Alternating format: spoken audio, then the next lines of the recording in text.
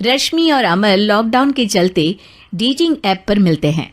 उसी बीच उनकी बॉन्डिंग बहुत अच्छी बन जाती है और दोनों एक दूसरे से प्यार करने लगते हैं। बस लॉकडाउन खत्म होते ही चट मंडी पट शादी। उससे पहले घर में बात तो कर लो।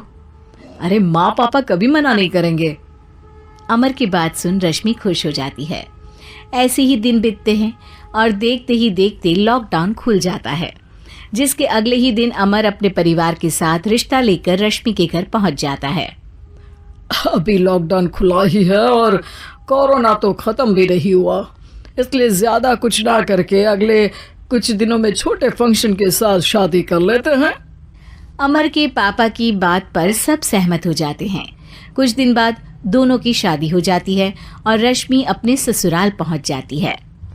बेटा, शादी तो तूने अपनी मर्जी से कर ली, लेकिन बहू को बोल देना इस घर में हुक्म मेरा ही चलेगा, इसलिए अपना राज जमाने की कोशिश भी ना करें। माँ, रश्मि को यहाँ सिर्फ प्यार, आशीर्वाद और अपनापन चाहिए, पैसा या राज नहीं। बेटी की बात पर सास मुंह बनाए वहां से चली जाती है और अब वो हर रोज रश्मि को परेशान करना और ताने देना शुरू कर देती है। देखो, ये है आजकल की लड़की, इंटरनेट पर लड़कों से बातें करते हुए इन्हें शर्म भी नहीं आती, और यहाँ तो देखो कितनी सीधी सुशील बनकर दिखा रही है। मम्मी, शादी के रिश्ते वाले इंटरनेट ऐप से जब किसी को कोई दिक्कत नहीं है, फिर डेटिंग ऐप के जरिए मिलना किस तरह गलत हो सकता है? रश्मि के डेटिंग ऐप वाली बात सुन उसकी हैरान सास तुरंत तुनक कर पूरे घर को सिर पर उठा लेती है, जिसकी आवाज सुन अमर और उसके पापा भी वहां आ जाते हैं। हाय मेरी माता, इतना बड़ा झूठ! डेटिंग ऐप को इंटरनेट के जरिए मिली है बोलकर इस कलमुही को मेरे सर ला बिठा दिया। अरे नास पिटी, तुझे जरा भी शर्म नहीं आई? वहां न जाने कितने लड़कों से गुलु गुलु करके तुझे मेरा ही लड़का मिला था फंसाने के लिए। माँ, मुझे तो समझ नहीं आ रहा क्या बोले जा रही हो। डेटिंग ऐप इस्तेमाल करना कोई अपराध नहीं है, और तुम रश्मि को ऐसा कैसे बोल सकती हो? मैं भी तो था उस ऐप पर। पहले उसके लिए माँ से झूठ बोला और अब लड़ाई कर रहा है।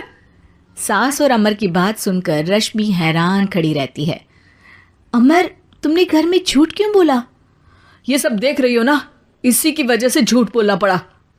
एक तरफ अमर और रश्मि की ये बात चल रही होती है, वहीं दूसरी तरफ सास का नॉन स्टॉप क्लेश सबको परेशान कर देता है। सब एकदम चुप, जो हुआ सो हुआ, अब मुझे कुछ ना सुनाई दे। पति की बात सुन सास चुप होकर वहां से चली जाती है, लेकिन अब वो रश्मि के सिर दुनिया भर के सारे काम डालकर उसका जीना पहले से भी ज्यादा मुश्किल कर देती है। मम्मी, मैं आपका गुस्सा समझ सकती हूँ, आपको जो करना है कर लीजिए, मैं कभी कुछ नहीं बोलूँगी। उम्मीद है किसी दिन तो आपका गुस्सा शांत होगा और नफरत प्यार में बदलेगी। रश्मि की अच्छाई को उसका नाटक समझकर सास गुस्से के 7वें आसमान पर चढ़ जाती है और उसी शाम रश्मि को नीचा दिखाने के लिए अपनी सहेलियों को घर बुलाकर उसकी बुराइयां करने लगती है। अरे कौशल्या, क्या बताऊं, आजकल के बच्चे ना बहुत एडवांस हो गए हैं। पहले रिश्ते घर परिवार वाले सब देख परख के कराते थे, और अब ये लोग खुद न जाने कहाँ कहाँ मिलकर खुद ही सब कुछ पक्का करके हमें बता देते हैं। लड़की का कैसा दिन धर्म, कैसा ईमान, कैसा चरित्र कुछ नहीं पता, बस प्यार किया और घर लाकर बिठा देते हैं। अरे ऐसा क्यों बोलती हो? आजकल बच्चे अपने आप में बहुत समझदार हो गए हैं, और फिर